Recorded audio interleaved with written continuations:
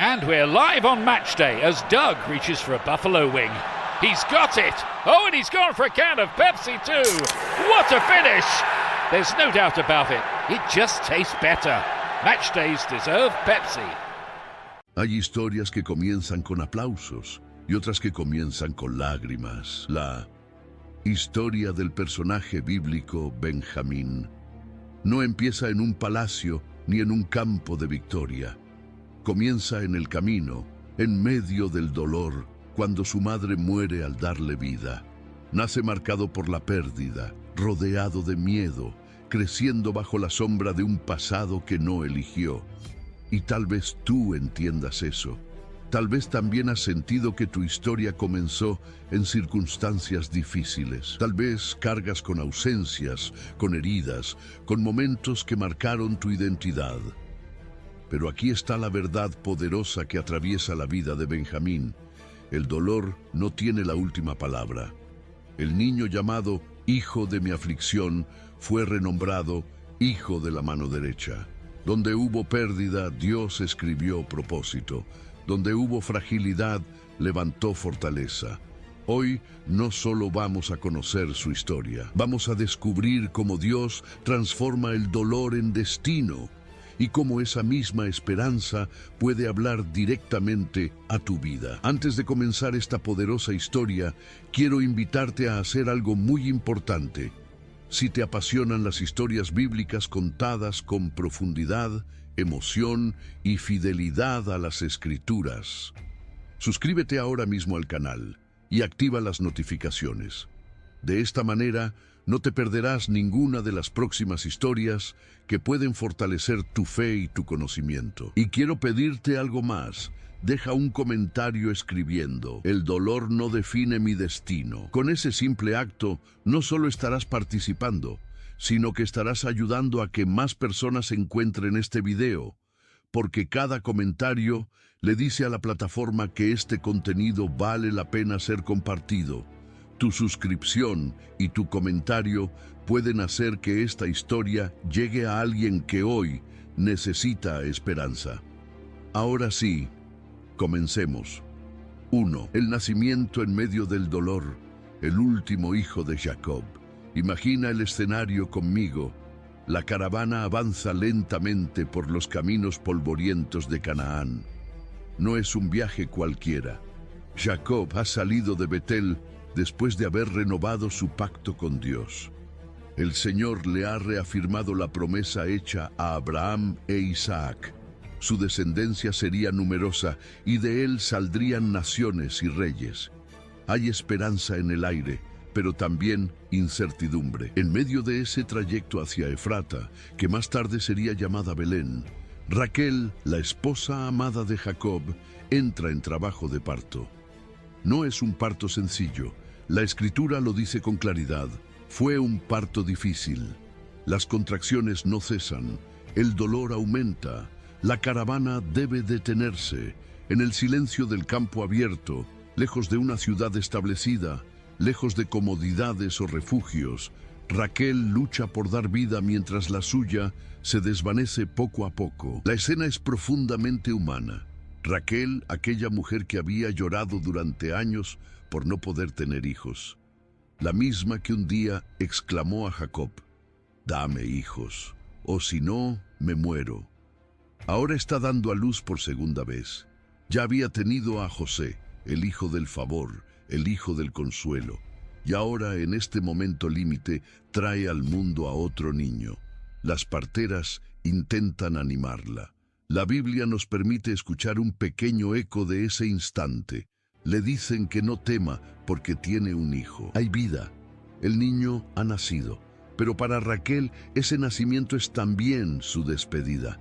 Y en sus últimos suspiros ella le pone por nombre Benoni, que significa hijo de mi dolor o hijo de mi aflicción. Detente un momento aquí. No es un nombre casual.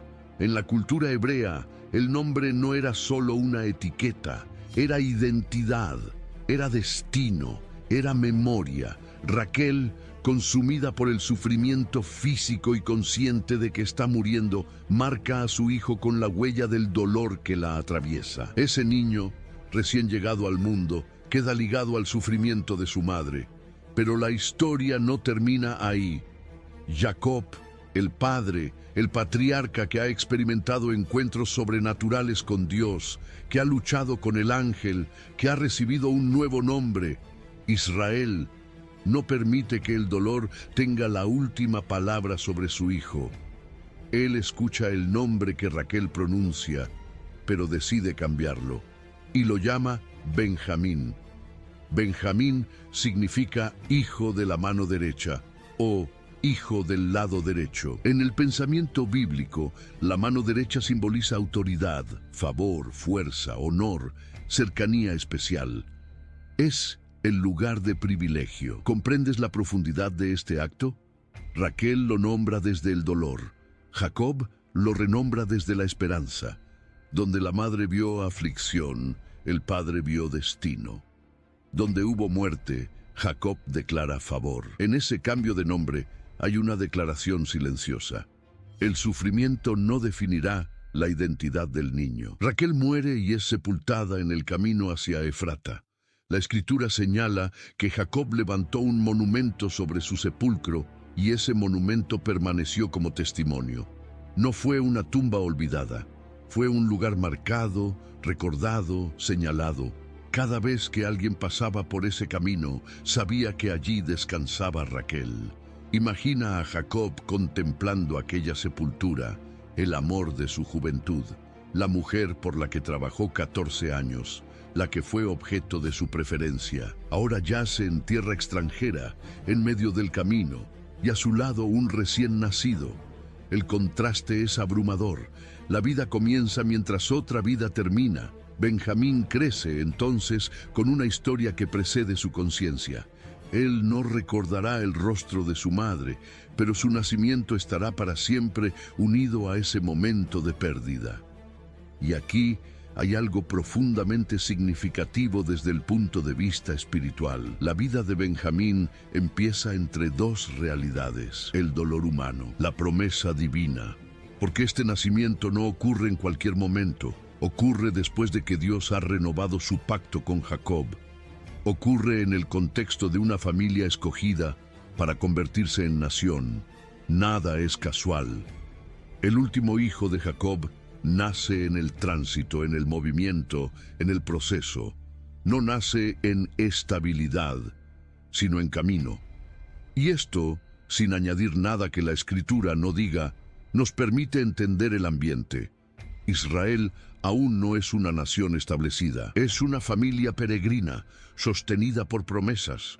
Benjamín es el 12º hijo, el cierre del ciclo de los hijos de Jacob. Con él se completan las 12 tribus que más adelante formarán la estructura del pueblo de Israel.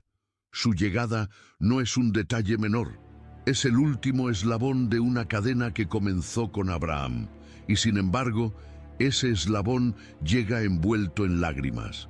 La Biblia no exagera la escena, no añade dramatismo innecesario, solo menciona el parto difícil, el nombre dado en el dolor, el cambio de nombre por parte de Jacob, la muerte y el sepulcro. Pero cuando uno contempla el contexto, la profundidad es inmensa. El niño que nace en medio del sufrimiento será parte esencial de la historia de redención. El hijo que casi comienza su vida con una identidad marcada por la tragedia será conocido como hijo de la mano derecha. Y tal vez, mientras escuchas esta historia, puedas sentir el peso de ese momento. Porque la Escritura nos muestra algo muy humano. La vida no comienza siempre en escenarios perfectos. A veces comienza en medio de pérdidas. A veces la alegría y el duelo caminan juntos. Benjamín no elige el contexto de su nacimiento, pero su historia no termina en ese contexto. Y así, mientras la caravana vuelve a ponerse en marcha, con una tumba recién levantada y un bebé en brazos, la historia continúa. El niño que nació en el camino seguirá creciendo bajo la sombra del recuerdo de su madre y bajo la protección intensa de su padre.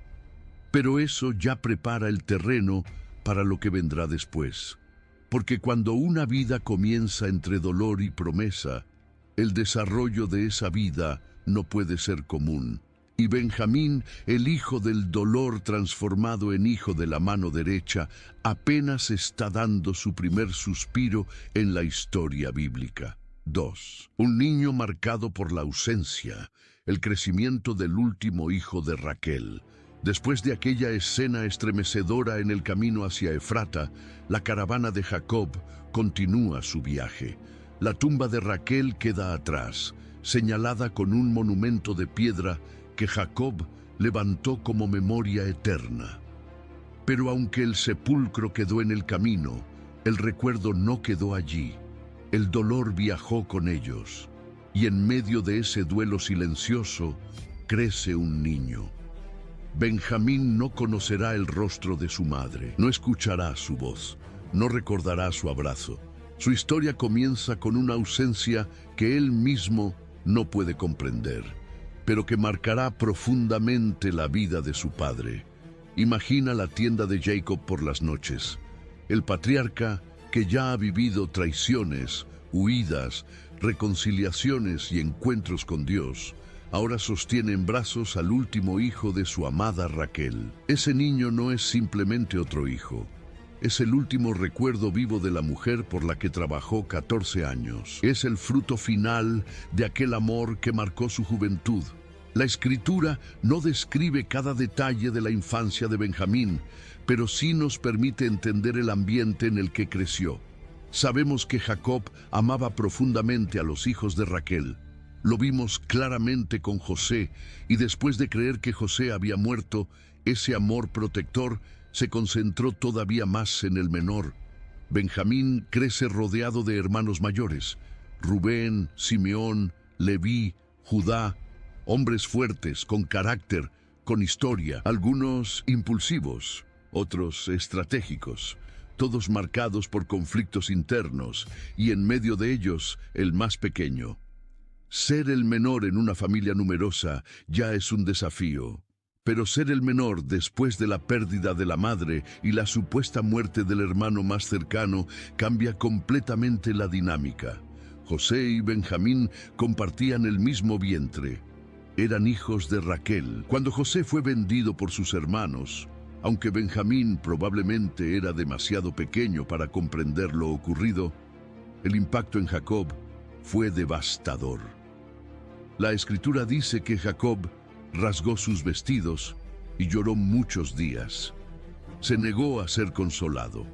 Ese luto transformó la atmósfera familiar. Desde ese momento, Benjamín se convirtió en el único hijo vivo de Raquel, el último vínculo directo con ella, el tesoro más frágil del patriarca. Y aquí podemos percibir algo profundamente humano: el miedo. Jacob ya había perdido a Raquel, creía haber perdido a José. No estaba dispuesto a perder también a Benjamín. La Biblia lo muestra claramente años más tarde, cuando se presenta la hambruna y los hermanos deben viajar a Egipto. Jacob se niega a enviar a Benjamín con ellos. ¿Por qué? Porque teme que le suceda una desgracia en el camino. Y sus palabras son reveladoras. Si le aconteciere algún desastre, haréis descender mis canas con dolor al Seol. Eso nos permite entender cómo fue la crianza de Benjamín. Creció bajo una protección intensa, bajo una vigilancia constante, no por debilidad propia, sino por el temor del padre. Imagina a Jacob observándolo mientras juega. Imagina su corazón acelerándose cada vez que el muchacho se aleja un poco más de la tienda. No es solo amor, es el eco del trauma, es el temor de repetir la historia. Mientras tanto, los hermanos mayores cargan con su propio secreto. Ellos saben lo que realmente ocurrió con José. Cada vez que ven a Benjamín, deben recordar su traición. Cada vez que Jacob lo abraza con ese amor desbordado, el peso de la culpa seguramente se hace más intenso. Benjamín crece sin saber que su propia existencia es un recordatorio constante de un pecado oculto. En términos espirituales, esto es significativo. El menor no es responsable del pasado de sus hermanos, pero vive dentro de sus consecuencias. Así funciona muchas veces la historia humana. las decisiones de unos afectan silenciosamente la vida de otros. A medida que los años pasan, Benjamín deja de ser un niño pequeño, se convierte en un joven. La Escritura no lo describe como frágil físicamente ni débil de carácter. Más adelante sabremos que la tribu que desciende de él será reconocida por su valentía y destreza en la guerra. Pero en esta etapa, lo que predomina es la imagen de hijo protegido. Es el hijo de la vejez de Jacob, junto con José. Es el último, es el más joven. Y en la cultura patriarcal antigua, eso tiene implicaciones claras. El hijo menor solía ser el más cuidado, pero también el que menos carga asumía en comparación con los mayores. Sin embargo, el plan de Dios no se limita a las apariencias. Mientras Benjamín crece en Canaán, la historia divina avanza en silencio en otro lugar, en Egipto. Allí José, a quien todos creen muerto, está siendo preparado por Dios a través de pruebas, injusticias y elevaciones inesperadas. Pero Benjamín no sabe nada de eso. Él simplemente vive su vida en el campamento de su padre, rodeado de una familia marcada por tensiones invisibles. Tal vez escucha las historias de Abraham e Isaac alrededor del fuego por las noches.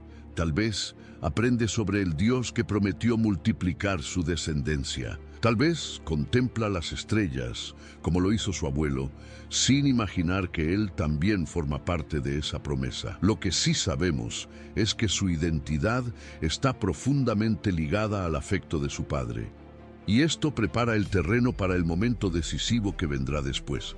Porque cuando la hambruna golpee con fuerza, cuando el alimento escasee y el viaje a Egipto se vuelva inevitable, la figura de Benjamín se convertirá en el centro de una tensión emocional enorme. Su vida, hasta ahora protegida y resguardada, será puesta en riesgo.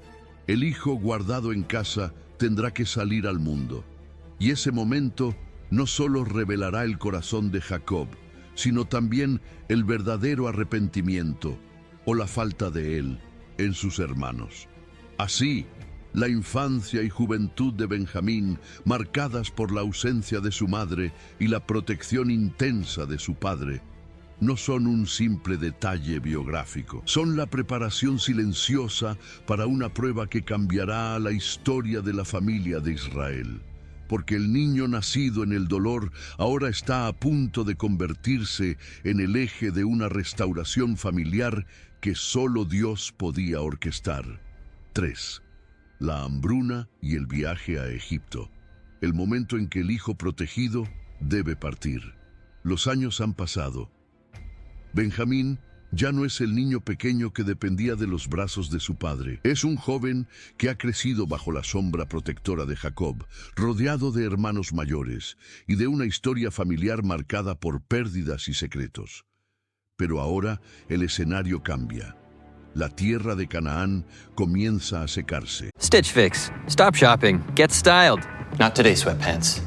Somebody's wearing jeans that fit. Wow! No photos, please. I'm just a regular dad who happens to have a stylist. I really look my best when someone else makes the decisions. Hey, we can all see you two-way mirrors. Just share your size, style, and budget, and your stylist sends personalized looks right to your door. Stitch Fix. Get started today at StitchFix.com. I want to hug you. I'm going to hug you. I'm coming in for a hug. Uncovered windows can make your home feel up to 20 degrees hotter. Stay cool and save up to 50% off custom window treatments during the 4th of July mega sale at Blinds.com. From outdoor shades to room darkening blinds, finding the perfect fit is easy. Get free samples, expert design help, and professional measure and install services, or DIY with confidence and support every step of the way. Right now is your last chance to shop up to 50% off site-wide, plus huge savings during the 4th of July sale at Blinds.com. Las lluvias se vuelven escasas. Los campos no producen como antes. El ganado empieza a debilitarse. El grano almacenado disminuye día tras día. La hambruna no es una simple dificultad pasajera. Es una amenaza real, silenciosa y progresiva. La Escritura declara que el hambre fue grave en la tierra. Imagina las conversaciones en las tiendas al caer la tarde, las miradas preocupadas, los cálculos constantes sobre cuánto alimento queda, las madres repartiendo porciones cada vez más pequeñas, el peso de la incertidumbre creciendo en el campamento. Jacob, ya anciano, observa la situación con el conocimiento de quien ha vivido suficientes años para saber que el hambre no perdona. Entonces escucha una noticia. En Egipto hay alimento. No es casualidad. Años antes, Dios había preparado a José para ese momento, pero la familia no lo sabe. Para ellos, Egipto es simplemente una potencia extranjera donde, sorprendentemente, hay provisión en medio de la escasez. Jacob reúne a sus hijos mayores y les dice que bajen a Egipto a comprar grano. 10 de ellos parten, pero Benjamín no va. La Escritura lo dice claramente. Jacob no envió a Benjamín con sus hermanos, porque dijo, no sea que le acontezca algún desastre. Escucha el corazón de ese padre. No es solo prudencia, es temor profundo, es el recuerdo de José, es el eco de aquella túnica manchada de sangre que le hicieron creer que su hijo había sido devorado por una fiera. Jacob no está dispuesto a repetir esa experiencia. Benjamín se queda en casa. Tal vez observa cómo sus hermanos preparan los animales de carga. Tal vez siente la tensión en el ambiente. Tal vez percibe que su padre lo mira con una mezcla de amor y miedo. Mientras tanto, los hermanos llegan a Egipto y se presentan ante el gobernador del país. No saben que están frente a José, no lo reconocen, pero él sí los reconoce a ellos. Y aquí comienza una tensión que involucra directamente a Benjamín, aunque él todavía esté lejos. José acusa a sus hermanos de ser espías, los interroga, los presiona, y en medio de ese interrogatorio, ellos mencionan que son 12 hermanos. Uno ya no está, y el menor se quedó con su padre en Canaán. El menor, Benjamín. José escucha esas palabras. Después de más de 20 años sin ver a su hermano menor, sabe que está vivo. Sabe que su padre también vive, pero no revela su identidad. En lugar de eso, exige una condición. Para demostrar que dicen la verdad, deben traer al hermano menor, y retiene a Simeón como garantía. Imagina el regreso de los 10 hermanos a Canaán. Traen alimentos, sí, pero traen también una exigencia, y traen una ausencia. Simeón no está con ellos. Cuando explican lo sucedido, el ambiente en la tienda de Jacob se vuelve pesado. El anciano escucha cada detalle. El poderoso gobernador egipcio no les cree. Quiere ver al menor. Entonces Jacob estalla en dolor. Me habéis privado de mis hijos. José no está, ni Simeón tampoco, y a Benjamín lo llevaréis. Sus palabras revelan un corazón quebrado. Para él, cada pérdida es una herida abierta. Y ahora siente que todo conspira para arrebatarle también al último hijo de Raquel. Rubén intenta ofrecerse como garantía, pero Jacob no cede. Declara con firmeza que su hijo no descenderá con ellos, porque su hermano está muerto y él ha quedado solo. Si algo le sucediera en el camino, él moriría de dolor. La escena es intensa. No es solo una decisión logística. Es una lucha emocional. Pero el tiempo pasa. El grano comprado en Egipto se consume. El hambre no desaparece. La necesidad vuelve a tocar la puerta con fuerza. Y aquí la historia se vuelve inevitable. Judá toma la palabra. Con determinación le dice a su padre que no podrán presentarse ante el gobernador sin el muchacho. Le asegura que él mismo será responsable de Benjamín. Si no lo trae de regreso, cargará con la culpa toda su vida. Es un momento de profunda transformación. El mismo Judá, que años antes participó en la venta de José, ahora se compromete a proteger al hermano menor. Finalmente, Jacob, agotado por la presión de la realidad, cede. Les pide que lleven presentes al hombre: bálsamo, miel, especias, mirra, nueces y almendras. Y también el doble de dinero, para devolver el que apareció en sus sacos. Y luego pronuncia palabras que revelan su fe, aunque mezclada con resignación. El Dios omnipotente os dé misericordia delante de aquel hombre, y si he de ser privado de mis hijos, que lo sea. Imagina ese momento. Benjamín, el hijo protegido, se prepara para partir.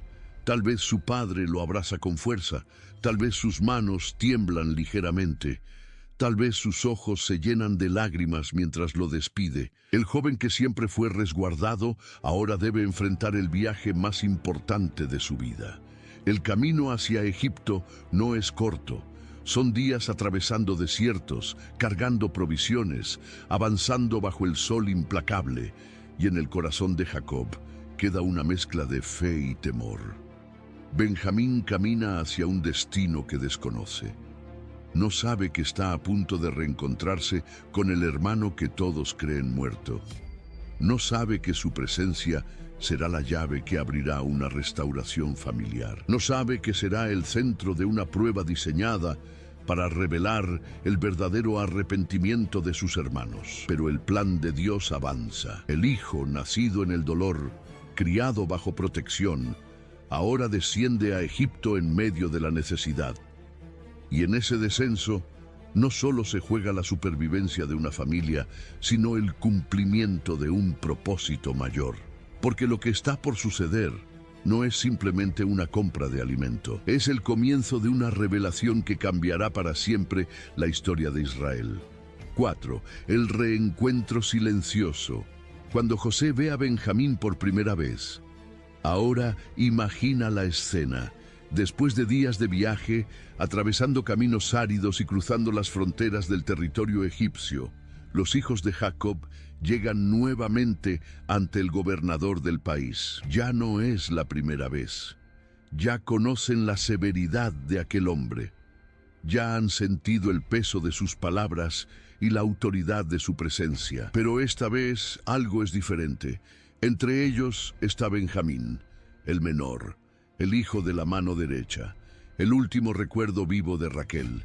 Los hermanos se presentan ante José sin saber que están frente al hermano que vendieron años atrás. José los observa con detenimiento.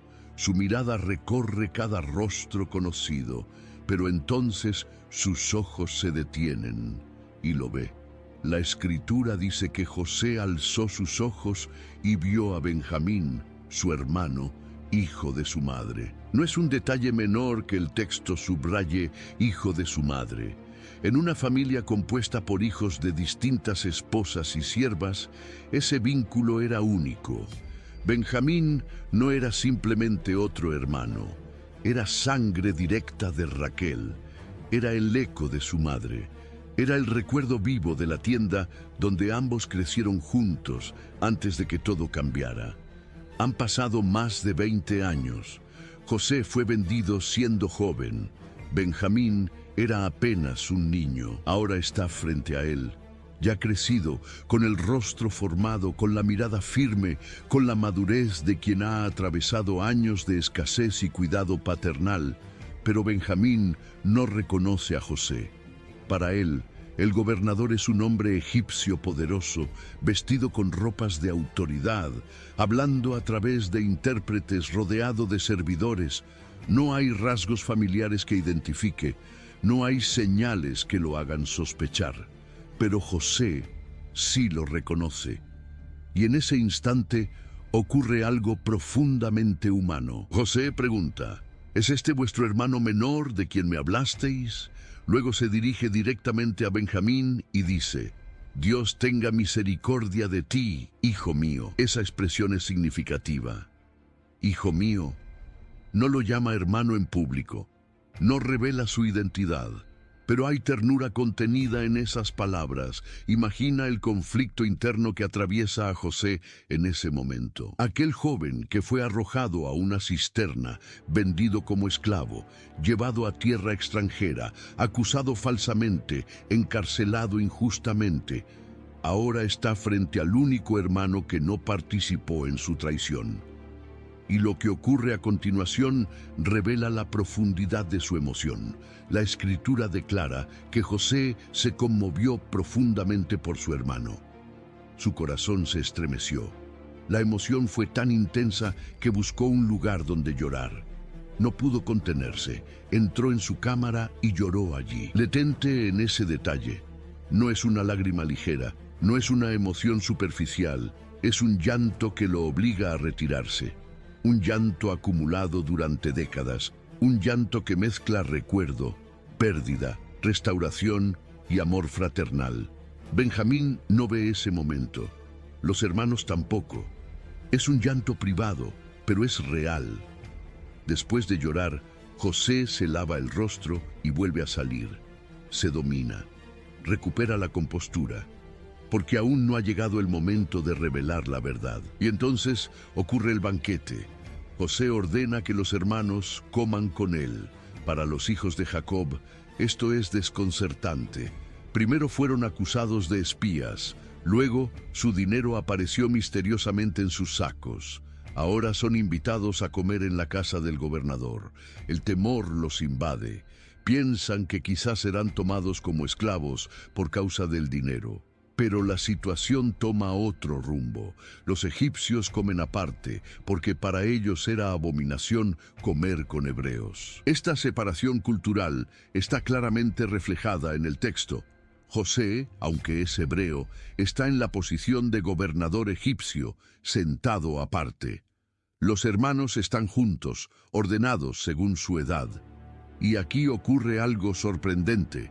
Los colocan en la mesa según su orden de nacimiento, desde el mayor hasta el menor. Los hermanos se miran entre sí con asombro. ¿Cómo puede ese hombre conocer el orden exacto de sus edades? No encuentran explicación. El misterio se profundiza y entonces llega otro detalle revelador. Las porciones de comida son servidas, pero la porción de Benjamín es 5 veces mayor que la de los demás. 5 veces. No es casual, no es descuido, es un gesto deliberado. José está probando algo, está observando. Años atrás, el favoritismo de Jacob hacia José despertó celos y odio en sus hermanos. Aquella túnica especial fue suficiente para encender la envidia. Ahora, José repite el escenario, pero con Benjamín como centro. ¿Reaccionarán con resentimiento? ¿Mirarán al menor con envidia? ¿Se repetirá la historia? La Escritura no menciona que protestaran, no muestra rivalidad en ese momento. Dice simplemente que bebieron y se alegraron con él.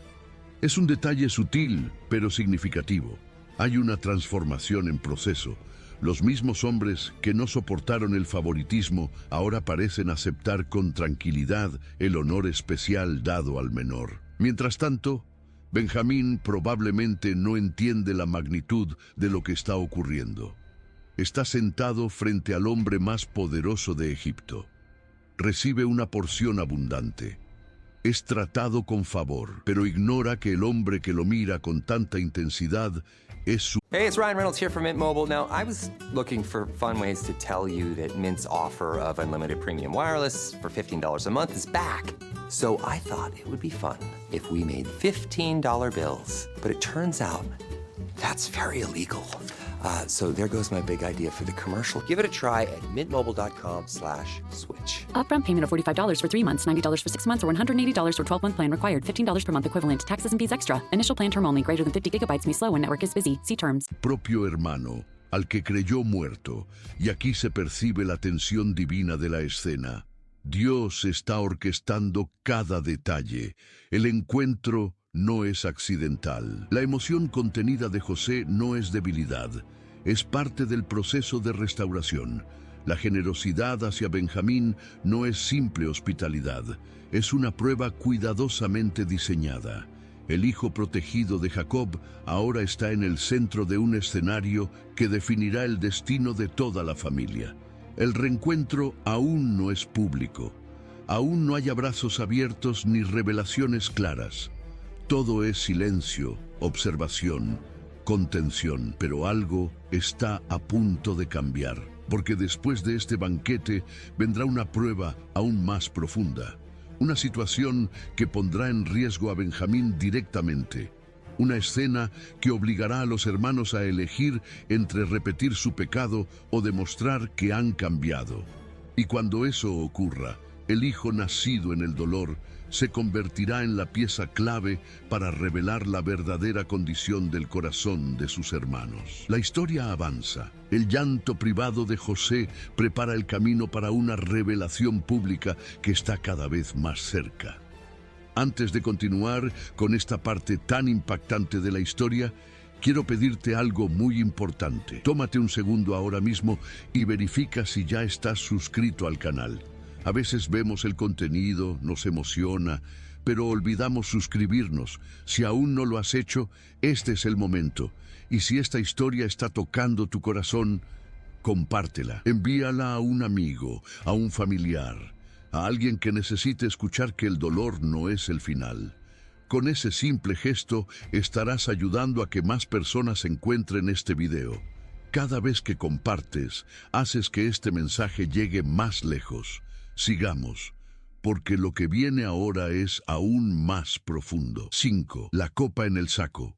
La prueba que pondrá a Benjamín en el centro del juicio. Después del banquete, después de la emoción contenida y del aparente momento de calma, todo parece marchar bien. Los hermanos han comido, han sido tratados con honra, y ahora se preparan para regresar a Canaán con el grano que tanto necesitan. Benjamín, probablemente aliviado, piensa que el viaje ha sido exitoso. No hubo acusaciones esta vez. No hubo prisión. Simeón ha sido liberado. Todo parece indicar que podrán volver a casa y traer alimento a su padre. Pero en el corazón de José todavía hay una prueba pendiente. La Escritura nos permite ver lo que los hermanos no ven. José llama a su mayordomo y le da instrucciones precisas. Ordena que llenen los sacos de sus hermanos con alimento, todo lo que puedan llevar. También manda que el dinero de cada uno sea devuelto en la boca de su saco, tal como antes. Y luego añade algo más. Una orden específica, estratégica y profundamente intencional. Que pongan su copa de plata, la copa con la que él bebe y que según sus palabras usa para adivinar, en el saco del menor, en el saco de Benjamín. Detente aquí, no es un objeto cualquiera. Es la copa personal del gobernador, un símbolo de autoridad, un objeto valioso, una pieza que, si aparece en posesión de alguien, implica un delito grave. La copa es colocada en secreto. Los hermanos no saben nada. Benjamín no sabe nada. Al amanecer, parten de la ciudad. El sol comienza a iluminar el camino mientras los animales avanzan cargados de grano. Tal vez conversan entre ellos, tal vez sienten alivio, tal vez incluso comentan lo extraño que fue el trato del gobernador, pero sin imaginar lo que está por suceder. No han avanzado mucho cuando José envía a su mayordomo tras ellos. El hombre los alcanza y les dirige palabras severas. ¿Por qué habéis pagado mal por bien? ¿No es esta la copa en que bebe mi señor y por la que suele adivinar? La acusación cae como un golpe inesperado. Los hermanos se defienden con firmeza. Recuerdan que incluso devolvieron el dinero que apareció en sus sacos la vez anterior. ¿Cómo podrían robar algo de la casa del hombre que les dio alimento? Con seguridad casi imprudente, declaran que aquel en cuyo poder se halle la copa morirá y que ellos mismos serán siervos. Es un momento de tensión absoluta. Los sacos son abiertos uno por uno, desde el mayor hasta el menor. La búsqueda comienza con Rubén, nada. Sigue con Simeón, nada. Luego Leví, nada. Judá, nada. Uno tras otro. El corazón debe latir con fuerza creciente a medida que se acerca el turno del menor. Finalmente llegan al saco de Benjamín, lo abren y allí está la copa. Imagina el silencio que sigue. No hay explicación posible, no hay defensa inmediata. La copa está allí. El objeto incriminatorio se encuentra en el saco del más joven. La Escritura dice que los hermanos rasgaron sus vestidos. Ese gesto en la cultura hebrea era señal de dolor profundo, angustia extrema. desesperación. No reaccionan con furia contra Benjamín, no lo acusan, no lo abandonan, se quiebran juntos, luego cargan nuevamente los asnos y regresan a la ciudad. Es importante notar esto. Podrían haberlo dejado, podrían haber dicho que el culpable se quede, pero no lo hacen. Todos vuelven. Cuando llegan ante José, caen en tierra delante de él. Judá toma la palabra, y aquí ocurre algo extraordinario. Judá no intenta argumentar inocencia técnica, no protesta con violencia, dice algo que revela conciencia espiritual. Dios ha hallado la maldad de tus siervos. No está confesando el robo de la copa, porque no lo cometieron. Está reconociendo algo más profundo. Está reconociendo la culpa pasada, el pecado contra José, el pecado contra su padre. Es como si comprendiera que este momento es una consecuencia que los alcanza. José declara que solo aquel en cuyo poder fue hallada la copa será su siervo.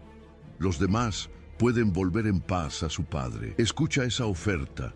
Es casi idéntica a lo que hicieron años atrás con José, abandonar al hermano menor y regresar sin él. La escena es una repetición del pasado, pero con roles invertidos. Antes, José fue el hermano traicionado. Ahora, Benjamín es el hermano en peligro. La pregunta silenciosa es clara: ¿lo dejarán también? Judá se adelanta, y su discurso es uno de los momentos más conmovedores de todo el relato bíblico. Habla del anciano padre, habla del hijo amado, explica que la vida de Jacob está ligada a la vida del muchacho. Si el joven no regresa, el padre morirá de dolor. Judá ofrece su propia vida en lugar de Benjamín. Dice que él se quedará como siervo en lugar del muchacho, porque no puede volver sin él. Este es el punto decisivo. El mismo Judá que participó en la venta de José ahora se ofrece como sustituto. Está dispuesto a cargar con la esclavitud para salvar al hermano menor. Benjamín, en medio de todo esto, permanece en silencio. La Escritura no registra palabras suyas. Es el centro del conflicto, pero no el protagonista de las decisiones. Su vida depende de la transformación de sus hermanos, y esa transformación está ocurriendo. Espiritualmente, este momento es poderoso. La culpa pasada es confrontada, el egoísmo es reemplazado por sacrificio, la envidia es sustituida por responsabilidad. José ha diseñado esta prueba no para vengarse, sino para revelar el estado real del corazón de sus hermanos. Y la respuesta es clara. Ya no son los mismos hombres. La historia está a punto de alcanzar su punto de ruptura, porque cuando José escucha las palabras de Judá, cuando percibe el cambio genuino, cuando ve que Benjamín no será abandonado, ya no podrá contenerse. La copa en el saco no fue el final, fue el puente. El hijo nacido en el dolor estuvo a punto de convertirse en esclavo, pero su situación ha expuesto la redención interna de toda la familia. Y ahora, el momento de la revelación está más cerca que nunca. 6. La revelación que lo cambia todo. Yo soy José. La tensión ha alcanzado su punto más alto. Benjamín está de pie, acusado. La copa ha sido hallada en su saco. La sentencia parece clara. Quedará como siervo en Egipto. Los demás pueden regresar. Pero entonces Judá habla, y sus palabras no son frías ni calculadas. Son un clamor que nace del arrepentimiento, de la responsabilidad y del amor por su padre. Describe el vínculo entre Jacob y el muchacho. Declara que la vida del anciano está unida a la del hijo menor. Afirma que si Benjamín no regresa, su padre morirá de dolor. Y finalmente ofrece su propia libertad a cambio. Ese momento lo cambia todo. José ha escuchado cada palabra, ha observado cada gesto, ha sentido la verdad que emana del corazón de sus hermanos. Ya no son los hombres que lo arrojaron a una cisterna, ya no son los que regresaron a casa con una túnica ensangrentada y una mentira. Han cambiado, y José no puede contenerse más. La Escritura nos muestra una escena profundamente humana y poderosa. José no puede mantenerse firme delante de todos los que están allí. Ordena que salgan todos los egipcios de su presencia. Quiere estar solo con sus hermanos. Imagina la sala vaciándose lentamente. Los sirvientes se retiran. Los guardias salen. El silencio comienza a instalarse. Ahora solo quedan los hijos de Jacob y el hombre que ha sido gobernador de Egipto. Y entonces ocurre lo inesperado. José alza la voz y llora. No es un llanto contenido esta vez, es un llanto fuerte, tan fuerte que los egipcios lo escuchan desde fuera, y la noticia llega hasta la casa de Faraón. El hombre más poderoso después del rey está llorando desconsoladamente, y en medio de ese llanto pronuncia las palabras que detienen el tiempo. Yo soy José. Imagina el impacto de esa frase. Los hermanos lo miran, pero no pueden responder. La Escritura dice que se turbaron en su presencia. El miedo, la culpa, el asombro, la incredulidad, todo los invade al mismo tiempo. El hombre al que temían, el hombre que tenía poder sobre sus vidas, el hombre que puso la copa en el saco, es el hermano que vendieron. José vuelve a hablar con ternura. Yo soy José, vuestro hermano, el que vendisteis para Egipto. No niega lo que ocurrió, no suaviza el pasado, lo declara claramente, pero inmediatamente añade algo que revela una comprensión espiritual profunda. Ahora, pues, no os entristezcáis, ni os pese de haberme vendido acá, porque para preservación de vida me envió Dios delante de vosotros. Aquí está el corazón del relato. José no niega la responsabilidad humana. Ellos lo vendieron. Fue una decisión real, pero reconoce la soberanía de Dios sobre esa historia. Lo que fue maldad humana, Dios lo transformó en instrumento de salvación. Les explica que ya han pasado 2 años de hambre y que aún quedan 5 en los que no habrá ni siembra ni cosecha. Si él no hubiera sido llevado a Egipto, si no hubiera sido elevado a la posición que ahora ocupa, la familia habría perecido. Dios me envió delante de vosotros para preservaros posteridad sobre la tierra y para daros vida por medio de gran liberación. Escucha la profundidad de estas palabras. No fue casualidad, no fue simple política, fue providencia divina. Benjamín está allí, escuchando todo. El hermano que nunca participó en la traición ahora contempla el rostro del que fue perdido. El vínculo de sangre que compartían vuelve a encenderse, pero esta vez sin separación. Y entonces llega el momento más íntimo. José se acerca a Benjamín. La Escritura dice que se echó sobre el cuello de su hermano Benjamín y lloró. Y también Benjamín lloró sobre su cuello. Es el primer abrazo registrado entre ambos después de más de 20 años. No hay resentimiento, no hay reproche, solo lágrimas. El hijo de Raquel abraza al hijo de Raquel. 2 vidas que fueron separadas por violencia ahora se unen en reconciliación. Después, José besa a todos sus hermanos y llora sobre ellos. Y solo entonces ellos pueden hablar con él. El miedo comienza a disiparse. La culpa empieza a transformarse en alivio. La noticia llega a oídos de Faraón. Y lejos de oponerse, el rey de Egipto se alegra. Ordena que traigan a la familia completa, que no se preocupen por sus pertenencias, porque lo mejor de la tierra de Egipto será para ellos. José provee carros para transportar a su padre y a las familias. Da provisiones para el camino. Entrega mudas de vestidos a todos, pero a Benjamín le da 5 mudas y 300 piezas de plata. Es un gesto cargado de simbolismo. Años antes, José fue favorecido con una túnica especial. Ese favoritismo despertó envidia. Ahora, en un contexto transformado, el favor hacia Benjamín no provoca traición, sino unidad. La historia ha dado un giro completo. Antes, un hermano fue vendido por celos. Ahora un hermano es protegido por amor. Antes, el menor era el centro de una amenaza. Ahora, el menor es parte de la restauración. José envía a sus hermanos de regreso con un mensaje claro: no riñáis por el camino. Sabe que podrían discutir sobre el pasado. Sabe que el peso de la culpa podría reavivarse. Pero ahora la reconciliación debe prevalecer. Cuando lleguen a Canaán y le digan a Jacob que José vive, el corazón del anciano se estremecerá.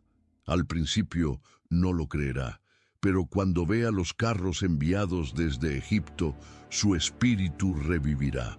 Y todo esto fue posible porque el momento de la revelación llegó después de la prueba.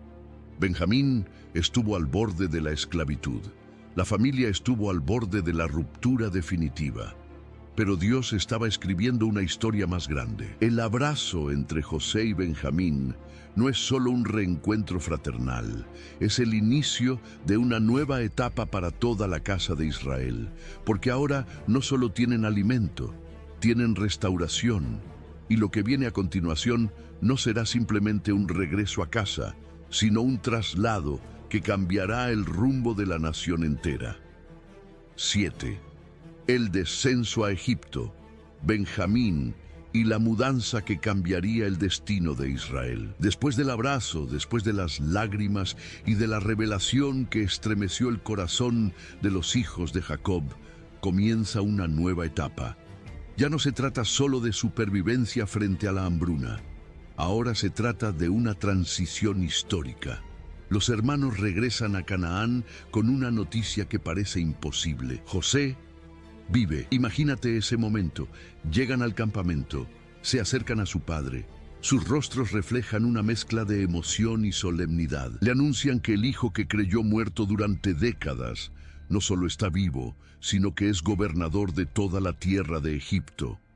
La Escritura nos dice que el corazón de Jacob se quedó frío, porque no les creía. No es difícil comprenderlo. Durante años había llorado la pérdida de José. Había aceptado su muerte como una herida irreversible. Ahora, de repente, le dicen que todo fue diferente. Pero entonces le cuentan todas las palabras que José les había dicho. Y le muestran los carros que José envió para transportarlo. Los carros egipcios eran símbolo de poder y prosperidad. No eran algo común en Canaán. Eran evidencia tangible de que lo que sus hijos decían era verdad. Y entonces el espíritu de Jacob revive. Declara: basta, José mi hijo vive, iré y le veré antes que yo muera. Ese basta es profundo. Es como si el dolor acumulado durante años encontrara finalmente un respiro. Y así comienza el descenso. Israel, ya no solo Jacob, sino Israel, el nombre que Dios le dio, parte con todo lo que tiene. No se trata de un viaje temporal, es una migración completa. Llevan sus hijos, sus nietos, su ganado, sus bienes, pero antes de llegar a Egipto, ocurre algo crucial. En Berseba, Jacob ofrece sacrificios al Dios de su padre Isaac. Detente aquí. No toma una decisión tan grande sin consultar espiritualmente.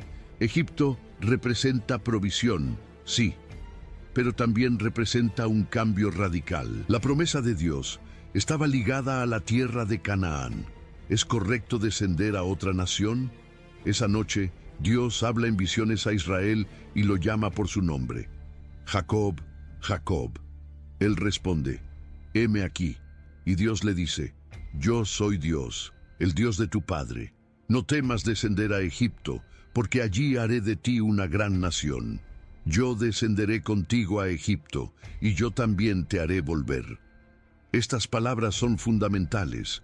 El descenso a Egipto no es abandono del plan divino, es parte del plan.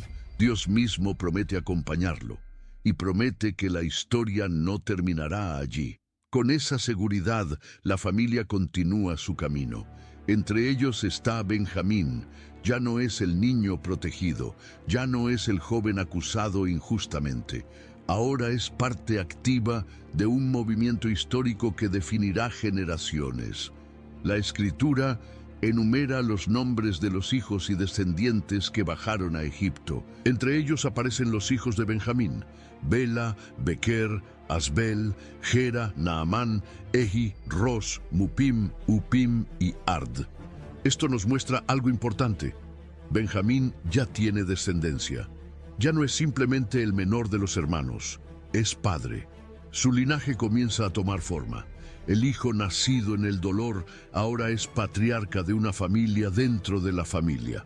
Al llegar a Egipto, José prepara el encuentro con su padre. Se viste con su carro y sube a Gosén para recibirlo. Imagina la escena. Dos hombres separados por más de 20 años. Uno creyó muerto al otro. El otro sufrió esclavitud y prisión antes de ser exaltado. Cuando se encuentran, José se echa sobre el cuello de su padre y llora largamente. Jacob, anciano, contempla el rostro de su hijo vivo y declara: «Muera yo ahora, ya que he visto tu rostro, pues aún vives». Es un momento de restauración completa. Benjamín. Do you hear that? Sounds like breakfast is ready. Because Quaker's coming in hot with morning nutrition. 100% whole grain oats and a good source of fiber to fuel the rhythm of your morning and kickstart your day. And that sounds absolutely delicious.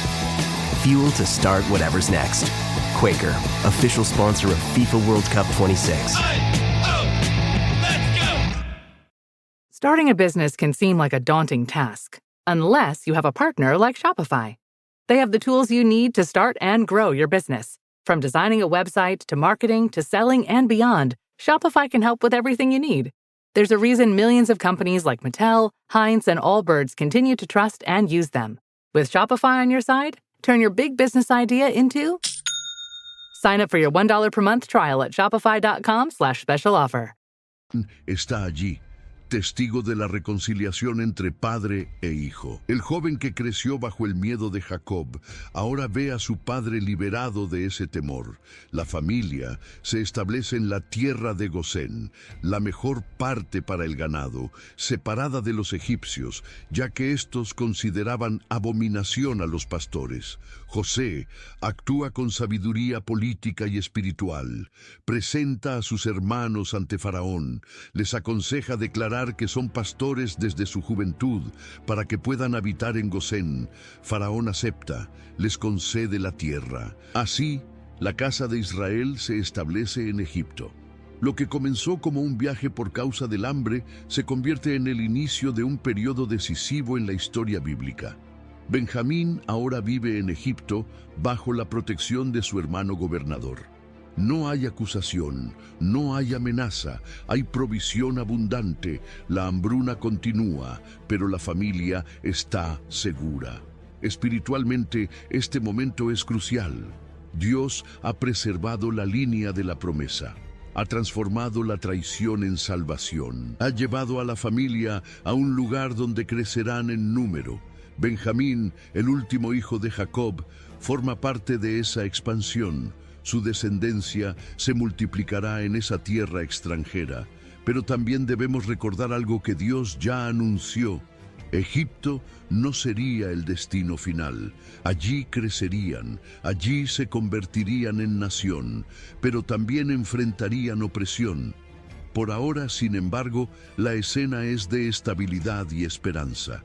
El hijo nacido en el camino ahora vive en tierra fértil. El joven acusado injustamente ahora está protegido. El hermano reencontrado ahora comparte mesa con su familia. Y la historia avanza hacia una etapa donde las tribus comenzarán a consolidarse, donde la identidad de Benjamín dejará de ser solo personal para convertirse en tribal, porque el niño llamado hijo de la mano derecha pronto dará nombre a una tribu que tendrá un papel determinante en la historia de Israel.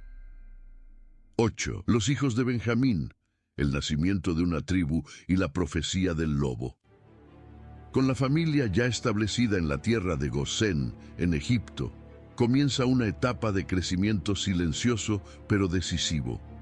La hambruna continúa afectando a las naciones vecinas, Pero la casa de Israel vive bajo la provisión que Dios ha preparado a través de José. En este nuevo escenario, Benjamín deja de ser simplemente el hijo menor protegido por su padre y el hermano reencontrado. Ahora es cabeza de familia. La Escritura nos revela que ya tenía hijos cuando descendieron a Egipto, y más adelante se mencionan nuevamente sus descendientes en los registros genealógicos. Sus hijos son nombrados con precisión: Bela, Bequer, Asbel, Gera, Naamán, Ehi, Ros, Mupim, Hupim y Ard. Estos nombres no son simples datos históricos.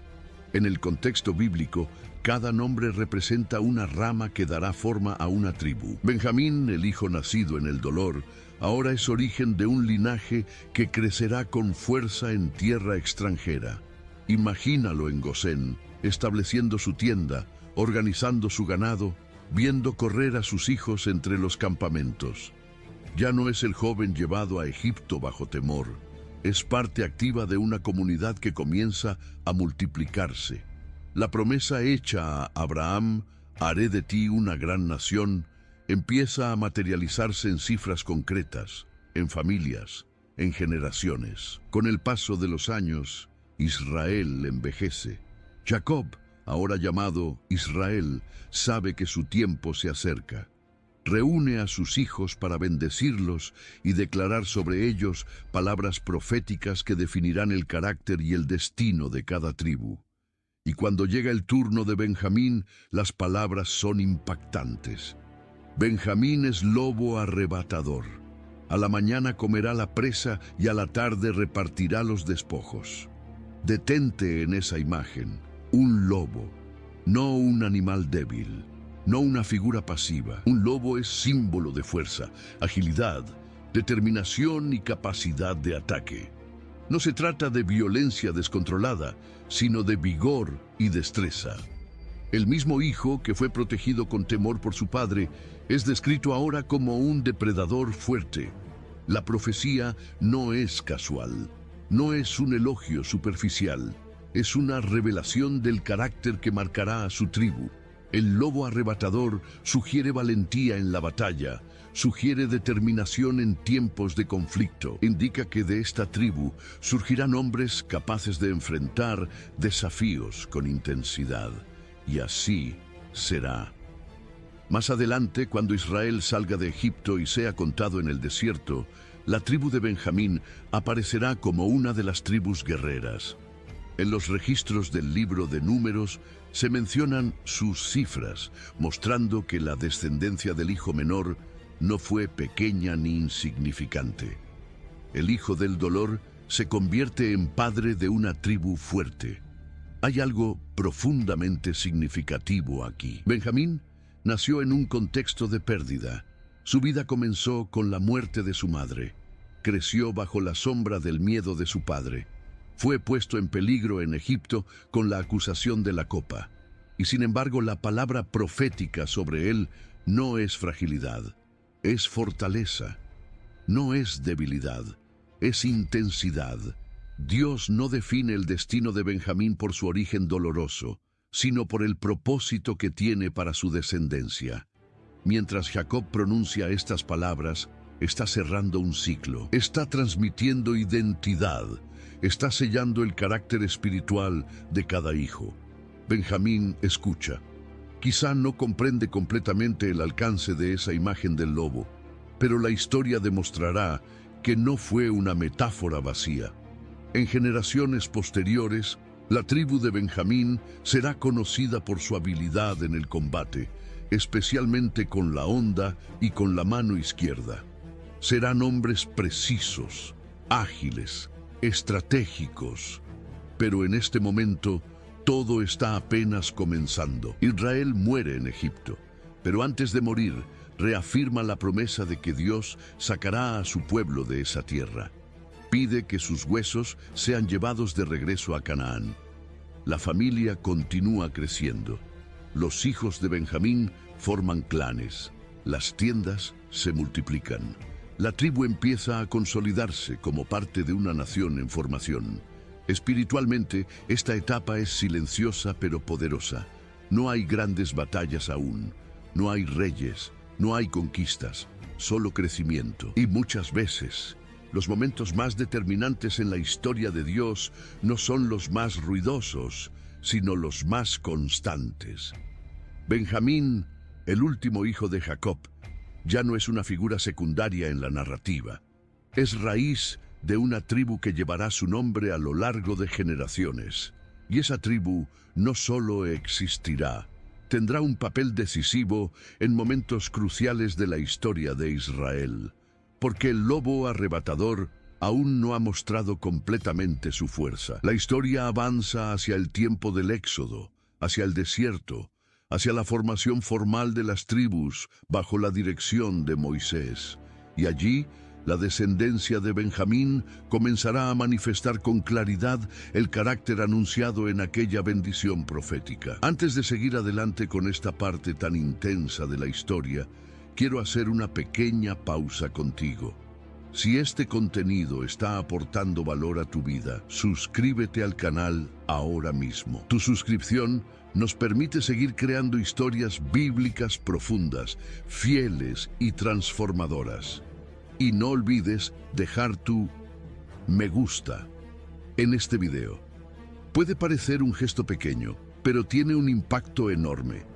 Con cada like, ayudas a que más personas encuentren este mensaje, a que el algoritmo lo recomiende y a que esta historia llegue a corazones que hoy necesitan esperanza. Tu apoyo no solo fortalece el canal, también puede ser el puente para que alguien más descubra una palabra que cambie su vida. Ahora sí, continuemos, porque lo que viene es clave para entender el propósito detrás de toda esta historia. 9. La tribu de Benjamín en el desierto. Crecimiento, identidad y preparación en medio de la travesía. Los años han pasado desde que Jacob descendió a Egipto con sus hijos. José murió. Sus hermanos también murieron. Una nueva generación surgió. Y con el tiempo, se levantó un faraón que no conocía a José. La historia cambia de tono. El pueblo que había sido recibido con favor comienza a experimentar opresión. La Escritura declara que los hijos de Israel se multiplicaron y fueron aumentados y fortalecidos en extremo. La tierra se llenó de ellos.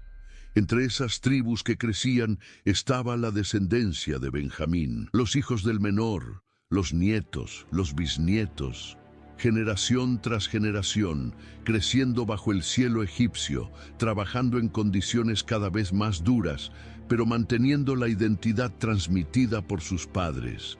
El pueblo fue esclavizado. Fueron obligados a trabajar en la construcción de ciudades. Sus vidas fueron marcadas por el peso del trabajo forzado. Pero Dios no olvidó su pacto. Cuando el clamor del pueblo subió al cielo, Dios levantó a Moisés.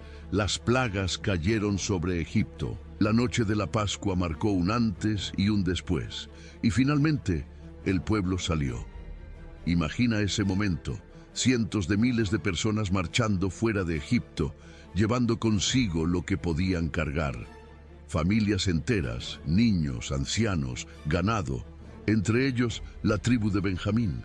Ya no es solo la familia del hijo menor de Jacob. Ahora es una tribu consolidada, con clanes definidos, con líderes, con estructura interna. En el libro de Números, cuando Moisés realiza el censo en el desierto del Sinaí, la tribu de Benjamín es contada entre las demás. El número de los varones aptos para la guerra de la tribu de Benjamín asciende a 35.400. No es una cifra pequeña. Es una fuerza considerable dentro del conjunto de Israel. Detente en ese detalle. Aptos para la guerra. La imagen profética del lobo comienza a tomar forma. Los descendientes del hijo nacido en el dolor ahora son contados como hombres preparados para la batalla. No son solo pastores o esclavos liberados. Son una tribu organizada y lista para defender al pueblo. Cada tribu tenía su lugar alrededor del tabernáculo. Cada una marchaba bajo su bandera. La tribu de Benjamín ocupaba una posición específica dentro del campamento junto a otras tribus, siguiendo el orden establecido por Dios. La vida en el desierto no era sencilla. El calor del día, el frío de la noche, la incertidumbre constante, la dependencia diaria del maná. No había ciudades amuralladas ni tierras propias todavía, solo la promesa. En medio de ese escenario, la identidad tribal se fortalecía. Los benjaminitas crecían escuchando la historia de su antepasado. Sabían que descendían del último hijo de Jacob. Sabían que eran parte de la promesa. Y ahora, en el desierto, aprendían obediencia, disciplina y organización bajo la ley que Dios entregó en el Sinaí. Espiritualmente, esta etapa es crucial. La esclavitud había moldeado resistencia. El desierto moldeaba carácter. Dios estaba formando una nación, no solo liberándola. Cuando más adelante se realiza un segundo censo, después de años de peregrinación y tras la muerte de la generación incrédula, la tribu de Benjamín vuelve a ser contada. Su número aumenta a 45. 600 hombres aptos para la guerra. Es un crecimiento significativo. Mientras otras tribus disminuyeron, Benjamín creció. Esto no es casual en el relato bíblico. Refleja estabilidad, continuidad y fortaleza. Los descendientes del hijo menor, que comenzó su vida entre lágrimas, ahora son una tribu en expansión, preparada para entrar en la tierra prometida. Imagínalos en el campamento.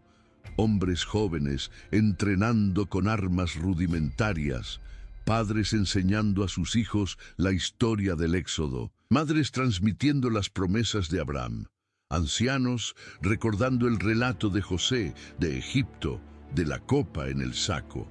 La memoria colectiva los sostiene.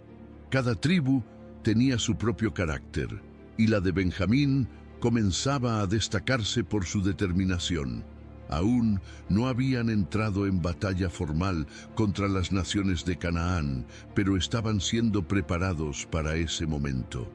La nube de la presencia de Dios guiaba el campamento. Cuando se levantaba, marchaban. Cuando se detenía, acampaban. La vida en el desierto enseñaba dependencia absoluta. Y aquí hay algo profundamente significativo. La tribu que había sido descrita como lobo arrebatador no se lanza a la violencia descontrolada. Primero, aprende obediencia. Primero aprende sumisión al liderazgo divino. La fuerza sin dirección es destrucción, pero la fuerza bajo autoridad divina se convierte en instrumento.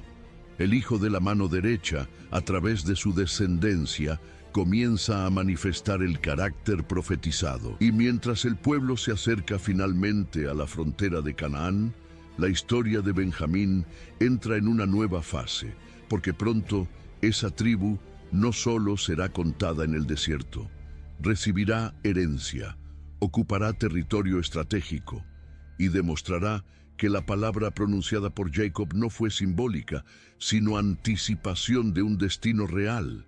El desierto ha sido escuela, la conquista está por comenzar. 10. La herencia en la tierra prometida.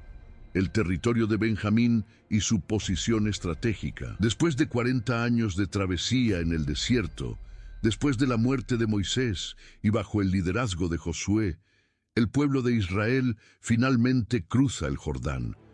Las aguas se abren ante el arca del pacto. El pueblo pasa en seco. Las piedras son levantadas como memoria. La promesa hecha a Abraham comienza a materializarse en territorio concreto. La conquista avanza. Jericó cae. Ai es tomada.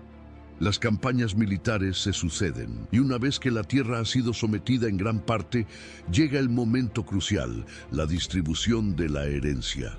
Cada tribu recibirá su territorio. No es un reparto improvisado, es una asignación guiada por Dios, echando suertes delante del Señor, bajo la supervisión de Josué y el sacerdote Eleazar. Y aquí es donde la tribu de Benjamín recibe una herencia que, aunque no es la más extensa, es profundamente estratégica. La porción de Benjamín, queda situada entre la tribu de Judá al sur y la tribu de Efraín al norte. Detente y visualiza el mapa. No es una ubicación periférica, es el corazón geográfico del territorio de Israel.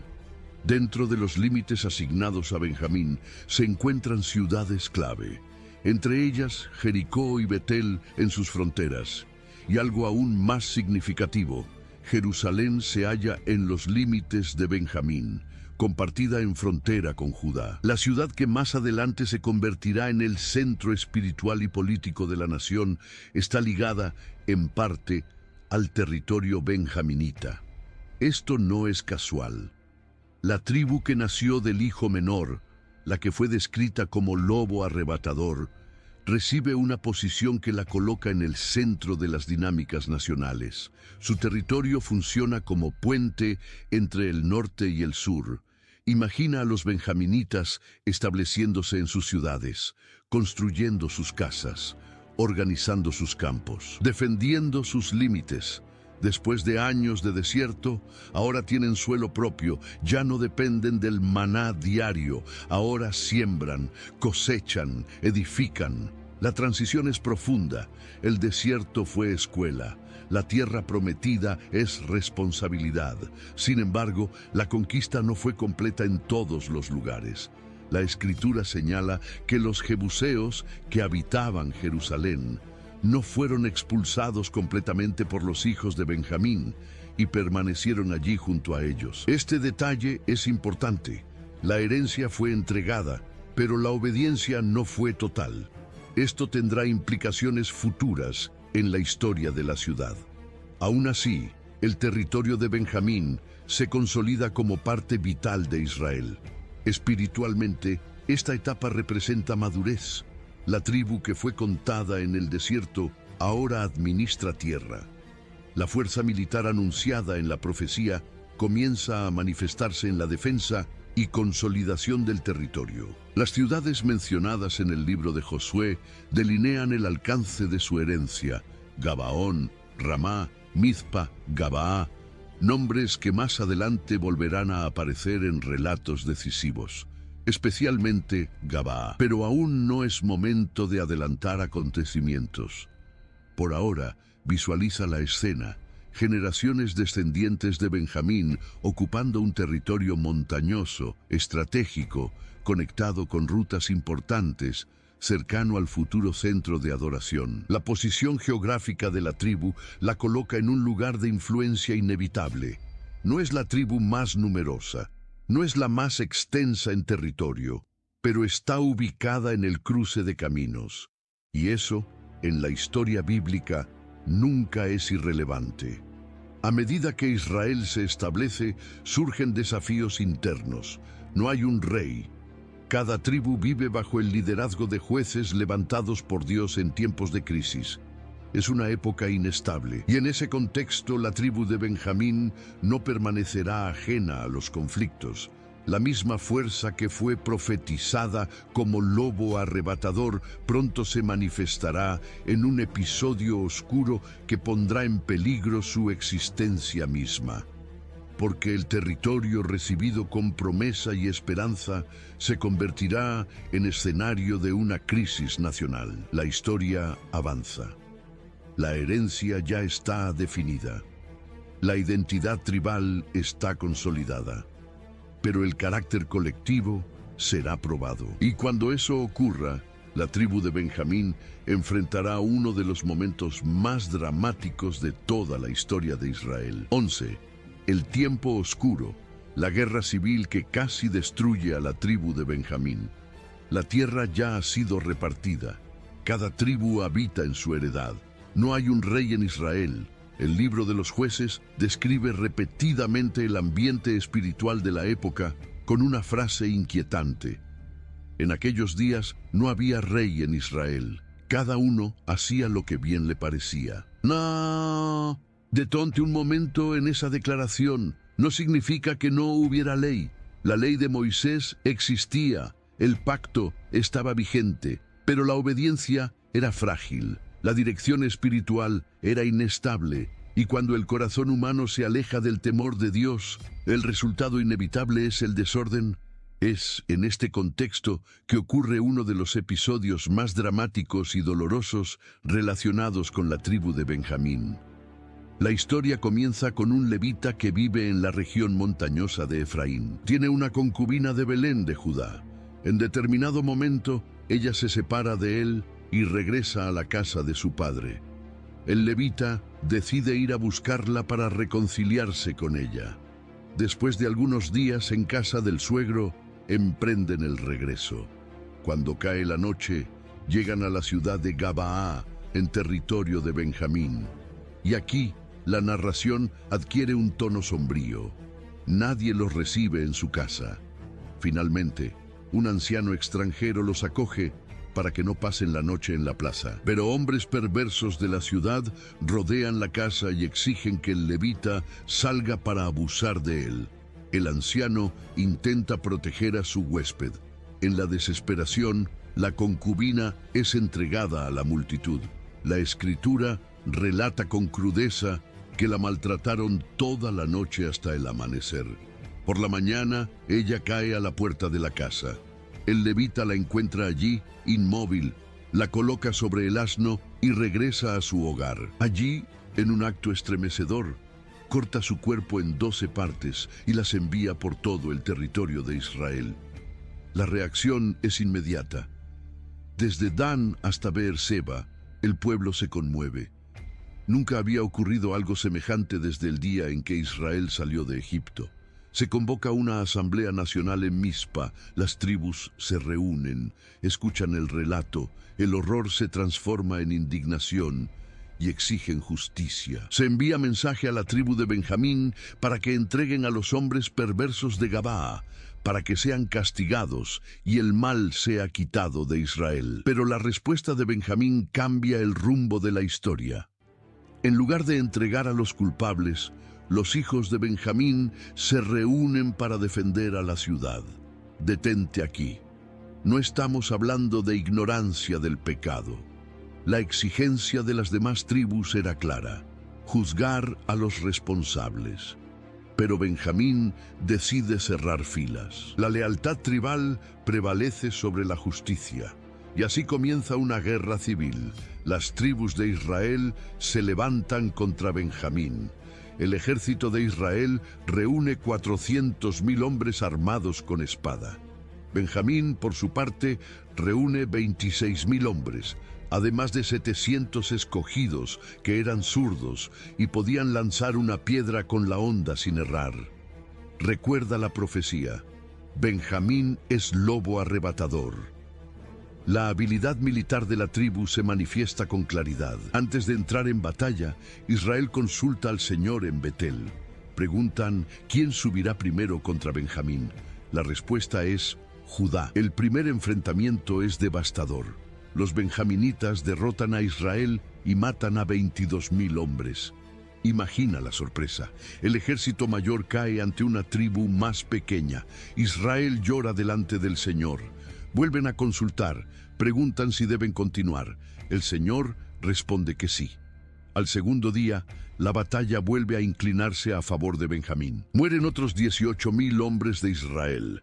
La fuerza del lobo se hace evidente, pero el pueblo no se rinde. Ayunan, lloran, ofrecen sacrificios, buscan dirección. Y entonces el Señor declara que al día siguiente entregará a Benjamín en sus manos. En el tercer enfrentamiento, Israel prepara una emboscada. La estrategia cambia. Simulan retirada, atraen a los benjaminitas fuera de la ciudad y luego toman Gabaa y la incendian. Cuando Benjamín se da cuenta, ya es tarde. El combate se vuelve total. Ese día mueren 25.000 hombres de Benjamín. Solo 600 hombres logran escapar y se refugian en la peña de Rimón, donde permanecen 4 meses. La tribu queda prácticamente exterminada. Imagina la magnitud de la tragedia. Una tribu entera descendiente del hijo de Jacob al borde de desaparecer. El lobo arrebatador mostró su fuerza, pero también experimentó las consecuencias de la falta de justicia interna. Israel mismo se lamenta después de la guerra. Comprenden que una tribu está a punto de desaparecer.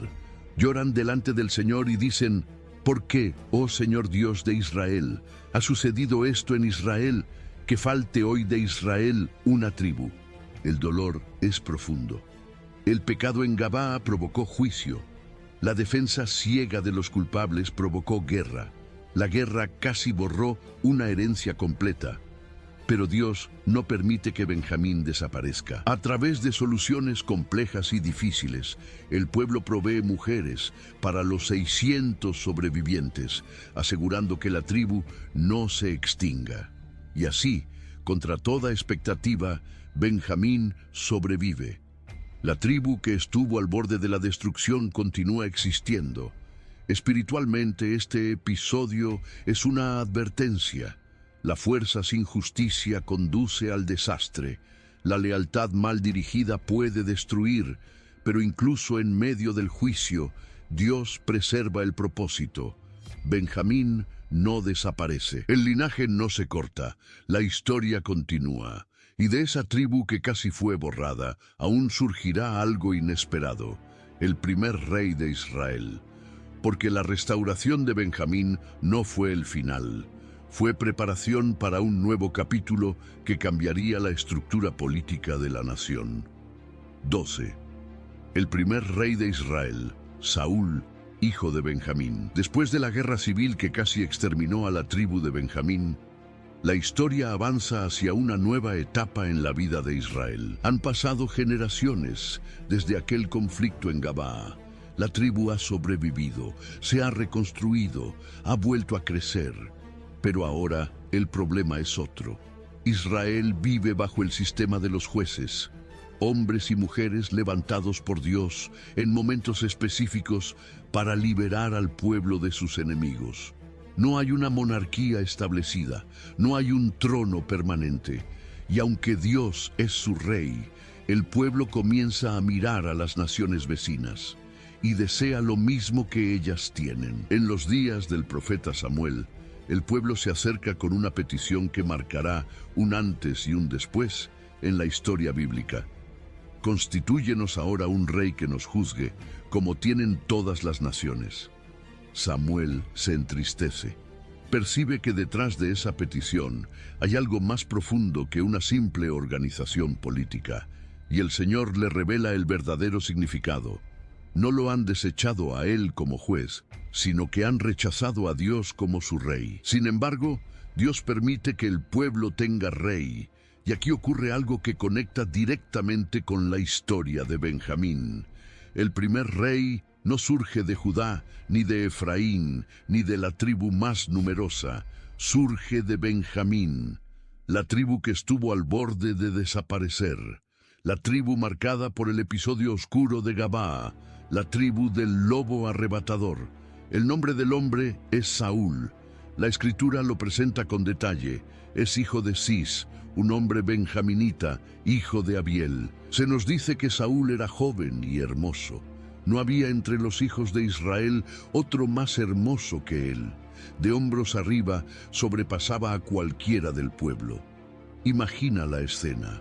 Un joven alto, fuerte, imponente en apariencia, con presencia natural, con físico adecuado para liderar un ejército. Pero su elección comienza de manera sencilla.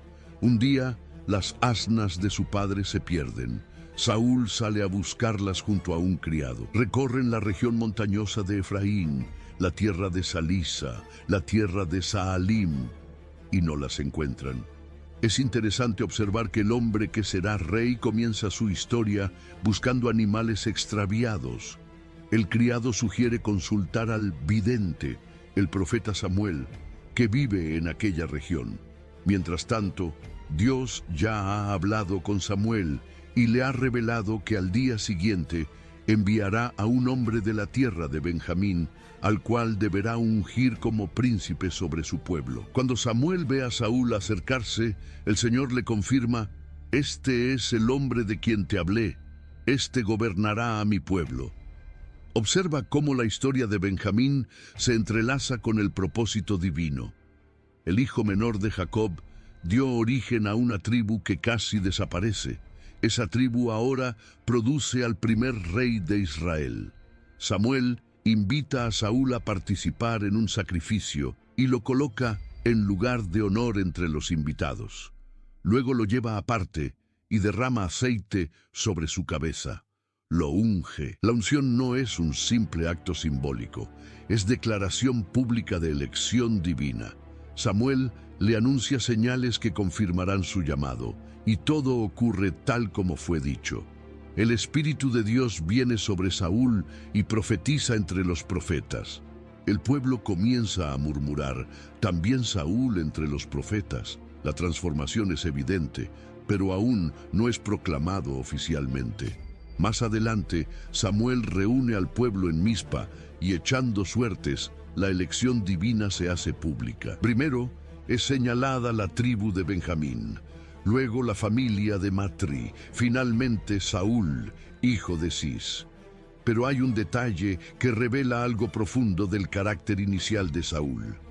Cuando lo buscan para presentarlo ante el pueblo, no lo encuentran, y el Señor revela que se ha escondido entre el equipaje. El hombre alto, fuerte y escogido está oculto, tal vez por humildad, tal vez por temor, tal vez por inseguridad, pero finalmente lo traen. Y cuando se pone en medio del pueblo, su estatura sobresale. Samuel declara: ¿habéis visto al que ha elegido el Señor? No hay semejante a él en todo el pueblo. Y el pueblo grita: ¡viva el rey! Así comienza la monarquía en Israel, y así la tribu de Benjamín ocupa el trono por primera vez. La profecía del lobo arrebatador comienza a manifestarse en el liderazgo militar de Saúl. En sus primeras campañas muestra valentía. Libera a Jabes de Galad de la opresión amonita. Lidera al pueblo en batalla. Inspira unidad. Pero la historia no se queda en el entusiasmo inicial, porque la misma fuerza que caracteriza a Benjamín puede tornarse en impaciencia si no está sometida completamente a la voluntad de Dios. Saúl, aunque ungido, comienza a cometer errores graves. En Gilgal ofrece sacrificios sin esperar a Samuel, desobedeciendo la instrucción divina. Más adelante, en la guerra contra Amalek, no destruye todo lo que el Señor había ordenado, sino que perdona al rey Agag y guarda lo mejor del ganado. La obediencia parcial es desobediencia. Samuel confronta a Saúl con palabras que resuenan a través de los siglos. Se complace el Señor tanto en los holocaustos y víctimas como en que se obedezca a las palabras del Señor. Ciertamente, el obedecer es mejor que los sacrificios. Y entonces llega la declaración solemne: el Señor ha desechado tu reinado. Aquí se revela una lección profunda. La tribu de Benjamín alcanzó el trono, pero el trono no garantizaba permanencia. La fuerza del lobo debía estar alineada con la obediencia al pastor divino.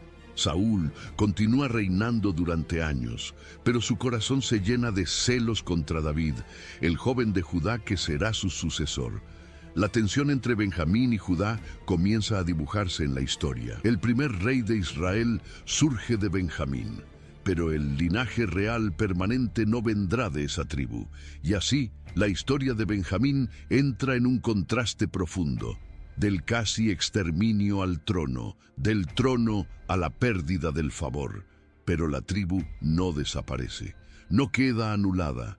Su influencia continuará, incluso más allá de la caída de Saúl, porque aunque la corona pase a Judá, Benjamín seguirá teniendo un papel decisivo en la historia espiritual de Israel, y aún surgirán de ella hombres que marcarán generaciones. Antes de continuar con este momento tan importante de la historia, quiero pedirte algo desde el corazón. Si este mensaje está hablando contigo, compártelo ahora mismo. Puede que haya alguien en tu lista de contactos que hoy necesite exactamente estas palabras. También deja tu me gusta, porque cada like ayuda a que el video llegue a más personas que están buscando esperanza y dirección. Y no te olvides de suscribirte al canal y activar la campanita de notificaciones. Así, No te perderás ninguna de las próximas historias que pueden fortalecer tu fe y tu conocimiento bíblico. Con estos pequeños gestos estás ayudando a que este contenido llegue mucho más lejos de lo que imaginas. Ahora sí, sigamos, porque lo que viene a continuación es fundamental para entender el desenlace de esta historia. 13. El contraste entre Saúl y David. La caída del rey benjaminita y el giro del reino. La historia de Benjamín, que había alcanzado el punto más alto con la coronación de Saúl, ahora entra en una etapa de tensión profunda. El trono ha sido establecido. La monarquía ha comenzado, pero el corazón del rey no permanece firme delante del Señor. Después de que Samuel le anuncia que el reino será quitado de su mano por causa de su desobediencia, algo cambia en el interior de Saúl. El espíritu del Señor se aparta de él y un espíritu atormentador comienza a inquietarlo. Aquí comienza el contraste. Dios envía a Samuel a la casa de Isaí en Belén de Judá para ungir a uno de sus hijos como el próximo rey. No será de Benjamín, será de Judá.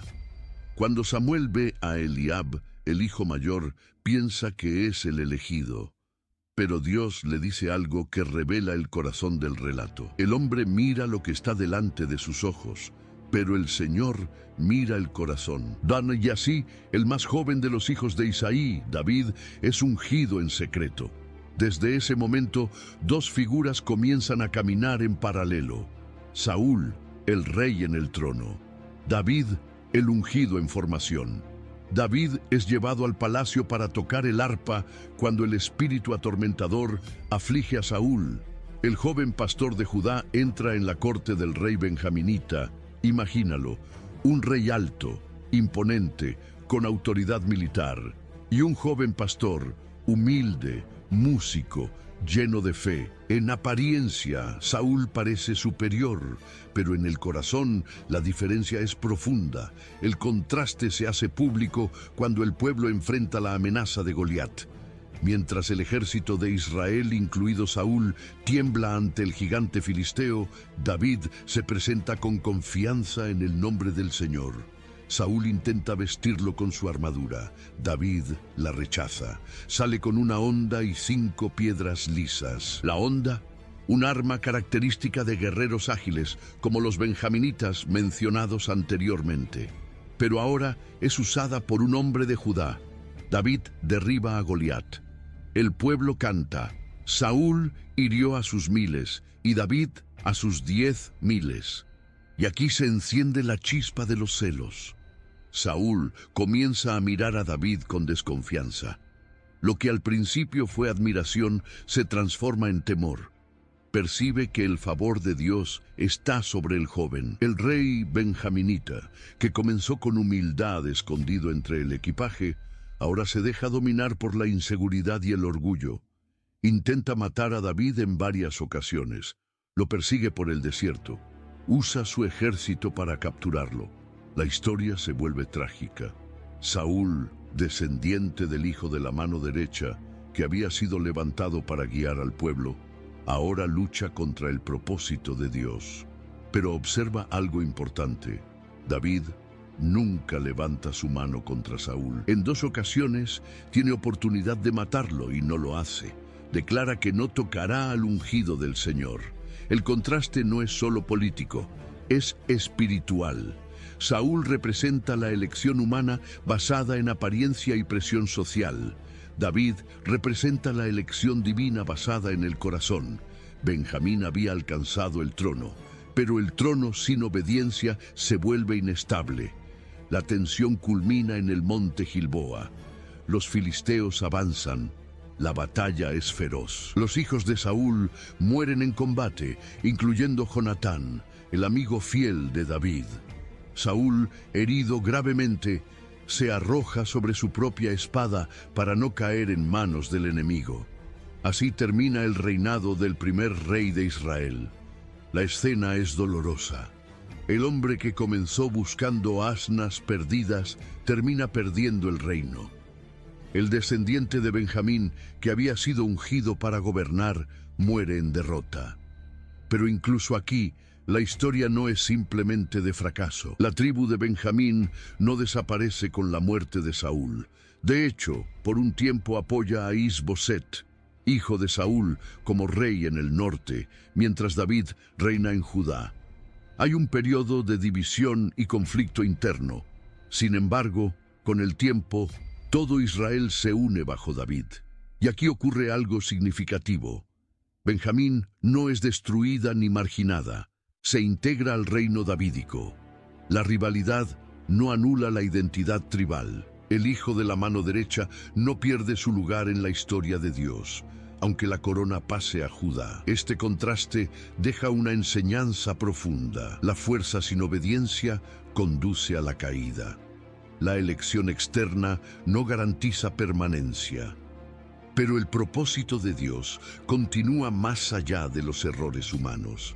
Benjamín perdió el trono, pero no perdió su lugar en el plan divino. Y en los siglos siguientes, incluso cuando el reino se divida nuevamente tras Salomón, la tribu de Benjamín permanecerá unida a Judá en el reino del sur.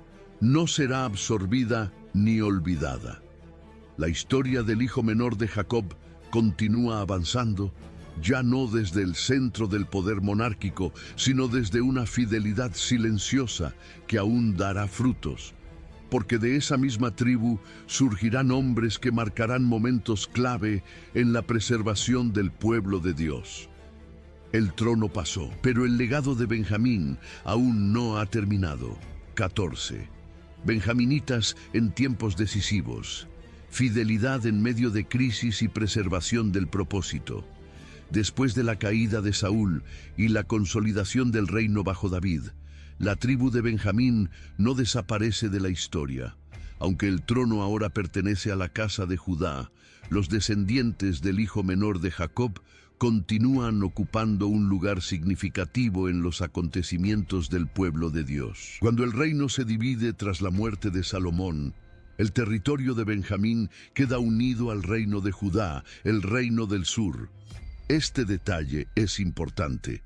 Mientras las 10 tribus del norte forman el reino de Israel bajo Jeroboam, Benjamín permanece junto a Judá y Jerusalén. Recuerda la ubicación estratégica que recibió como herencia.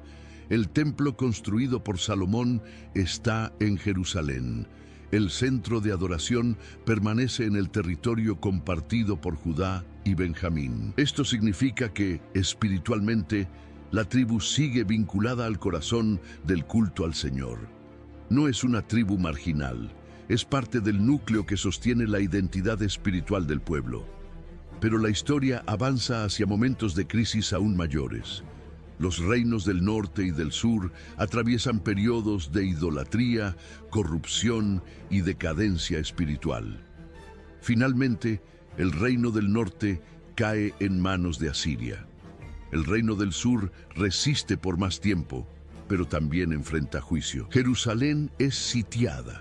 El templo es destruido. Muchos son llevados cautivos a Babilonia. Entre los que permanecen fieles a su identidad tribal y espiritual están hombres de Benjamín. En el libro de Esther, siglos después, en el contexto del exilio persa, aparece una figura clave, Mardoqueo. La escritura lo identifica claramente como hombre judío, hijo de Jair, hijo de Simei, hijo de Cis, benjaminita. Ese detalle no es casual. Cis es el mismo nombre del padre de Saúl. El linaje benjaminita vuelve a aparecer en un momento crítico. Mardoqueo vive en Susa, la capital del imperio persa. Es un exiliado, descendiente de aquellos que fueron llevados cautivos. No ocupa un trono, no dirige un ejército, pero su fidelidad será determinante. Cuando Amán trama la destrucción del pueblo judío, Mardoqueo se niega a inclinarse ante él. Su resistencia no es política, es espiritual.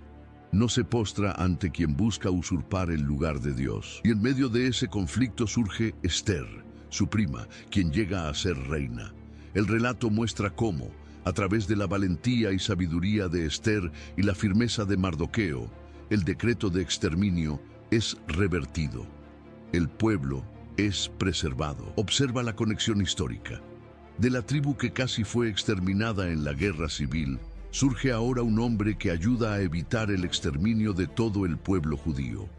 El patrón es evidente: preservación en medio del peligro. Pero la historia no termina allí. En el Nuevo Testamento, siglos más tarde, cuando el escenario ya no es el Reino Unido ni el exilio, sino el dominio romano, vuelve a aparecer un descendiente de Benjamín con un papel crucial. Su nombre es Saulo, más tarde conocido como Pablo.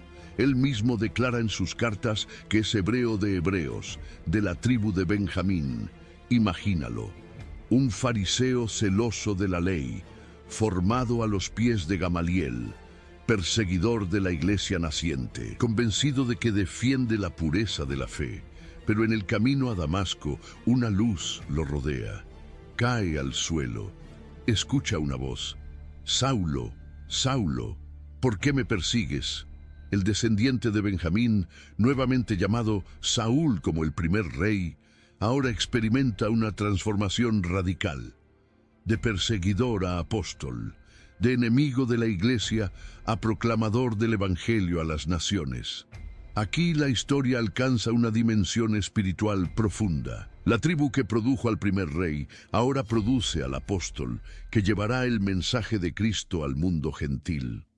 El lobo arrebatador se convierte en mensajero incansable. La energía, la determinación, la intensidad característica de Benjamín se canalizan hacia la expansión del Evangelio. Pablo viaja por Asia Menor, Grecia y Roma, enfrenta persecuciones, prisiones, naufragios, escribe cartas que formarán parte del canon del Nuevo Testamento. Y todo esto tiene una raíz que se remonta al Hijo nacido en el camino, al Hijo de la mano derecha. Desde el nacimiento en medio del dolor, pasando por la casi destrucción tribal, el trono de Saúl, la fidelidad de Mardoqueo y la transformación de Pablo, el hilo conductor es claro: Dios preserva el propósito más allá de las crisis. Benjamín no fue la tribu del linaje real eterno, pero fue instrumento en momentos decisivos de la historia de la redención. No siempre ocupó el centro visible del poder, pero estuvo presente en los giros estratégicos del plan divino. Y así, la historia del hijo menor de Jacob no es simplemente una genealogía antigua, es un testimonio continuo de cómo Dios puede tomar una vida marcada por el dolor y convertirla en canal de propósito a lo largo de generaciones. Y ahora, al acercarnos al final de esta historia, queda reflexionar sobre el legado completo del Hijo de la mano derecha y lo que su recorrido nos enseña sobre identidad, fidelidad y propósito eterno. 15. El legado eterno del Hijo de la mano derecha. Del dolor al propósito. Hemos recorrido juntos un camino largo, desde aquel nacimiento en medio del dolor, cuando Raquel exhalaba su último aliento en el camino hacia Efrata, hasta la influencia espiritual que siglos después surgiría de la tribu de Benjamín. Ahora detengámonos y contemplemos el conjunto. Benjamín nació en tránsito, no en estabilidad, no en comodidad, sino en medio del movimiento y la pérdida. Su primer nombre fue Benoni, hijo de mi dolor. Pero su padre cambió su identidad y lo llamó Benjamín, hijo de la mano derecha. Ese acto marcó el inicio de una historia que oscilaría constantemente entre crisis y preservación. Fue el hijo protegido por Jacob. Fue el centro de una prueba diseñada para revelar el arrepentimiento de sus hermanos. Fue la pieza clave en la reconciliación de la familia. Sin Benjamín no habría revelación en Egipto. Sin su presencia, José no habría confrontado el corazón de sus hermanos de la misma manera. Luego vino la etapa tribal. Su descendencia creció en Egipto, fue contada en el desierto, recibió herencia en un territorio estratégico, manifestó la valentía anunciada en la profecía de Jacob. Benjamín es lobo arrebatador, pero también experimentó juicio. En Gabá, la tribu estuvo al borde del exterminio. Solo 600 hombres sobrevivieron. Imagínalo, una tribu casi borrada del mapa. Y sin embargo, no desapareció. Más adelante, de esa misma tribu surgió Saúl, el primer rey de Israel. El trono fue ocupado por un benjaminita. Aunque su reinado terminó en tragedia por desobediencia, la elección misma demuestra que Benjamín no era una tribu insignificante. Después del contraste con David y la transferencia del reino a Judá, Benjamín permaneció unido al reino del sur. No se rebeló contra Jerusalén, no se separó del templo, y cuando el exilio llegó, surgió Mardoqueo, benjaminita, instrumento clave para la preservación del pueblo en Persia. Siglos después, apareció Pablo, también de la tribu de Benjamín, un hombre transformado que llevaría el mensaje de Cristo a las naciones. ¿Ves el hilo conductor? Preservación, transformación, propósito. Benjamín nunca fue la tribu del linaje mesiánico. Esa promesa fue dada a Judá. Pero fue una tribu presente en momentos de transición crucial. Cuando la familia necesitó reconciliación, Benjamín estuvo allí. Cuando Israel necesitó un rey, surgió uno de Benjamín. Cuando el pueblo estuvo amenazado en el exilio, un benjaminita fue instrumento de liberación. Cuando el evangelio debía expandirse al mundo gentil, un hombre de esa tribu fue elegido como apóstol. Espiritualmente, la historia del hijo de la mano derecha nos enseña algo profundo. El origen no determina el destino. Benjamín nació bajo la sombra del dolor, pero su historia no quedó limitada por ese comienzo. Fue parte esencial del cumplimiento del pacto abrahámico. También nos muestra que la fuerza necesita dirección. La tribu que fue descrita como lobo arrebatador pudo usar su valentía para defender la justicia, pero también experimentó las consecuencias de proteger el pecado. La lección es clara. La identidad dada por Dios debe ir acompañada de obediencia. Si miramos el recorrido completo, vemos que la vida de Benjamín es una historia de contraste constante, dolor y favor, peligro y preservación, trono y caída, exilio y restauración. Pero en cada etapa, el propósito divino continúa. Y quizás aquí está la enseñanza más profunda. Dios no elimina a Benjamín cuando la tribu falla. No la borra cuando cae en guerra civil. No la descarta cuando su rey desobedece. La disciplina ocurre, el juicio llega, pero la promesa permanece. Así funciona el pacto. La historia del hijo de Jacob no es simplemente una narrativa antigua, es una demostración de cómo Dios trabaja a través de generaciones, incluso cuando esas generaciones atraviesan errores y crisis. Y ahora, al cerrar este recorrido, podemos mirar hacia atrás y ver el arco completo. Un niño nace en el camino, una madre muere, un padre cambia un nombre, un hermano lo abraza en Egipto, una tribu se levanta, una guerra casi la destruye, un rey surge, un apóstol proclama el evangelio. Todo comenzó con aquel pequeño en brazos de Jacob, en medio del polvo del camino. Benjamín, el hijo de la mano derecha, se convirtió en símbolo de una verdad que atraviesa toda la Escritura. Dios puede tomar el dolor inicial y convertirlo en instrumento de propósito eterno. Y así concluye la historia del hijo menor de Jacob. Una historia que no solo pertenece al pasado, sino que revela el carácter fiel de Dios a lo largo del tiempo. Y así termina la historia del personaje bíblico Benjamín. Pero quizá no termina solo en las páginas de la Biblia. Benjamín nació en medio del dolor, creció bajo la sombra del miedo y estuvo al borde de perderlo todo. Y aún así, Dios no permitió que su historia quedara definida por la tragedia, sino por el propósito. Tal vez tú también has sentido que tu comienzo fue difícil. Tal vez hubo pérdidas, traiciones o momentos que marcaron tu corazón. Pero la vida de Benjamín nos deja una verdad que no podemos ignorar. El dolor puede ser el inicio, pero no tiene que ser el destino. Dios puede cambiar el nombre de tu historia. Puede transformar la herida en identidad, puede convertir la pérdida en propósito. Si el hijo del dolor llegó a ser llamado hijo de la mano derecha, entonces todavía hay esperanza para todo lo que hoy parece quebrado en tu vida.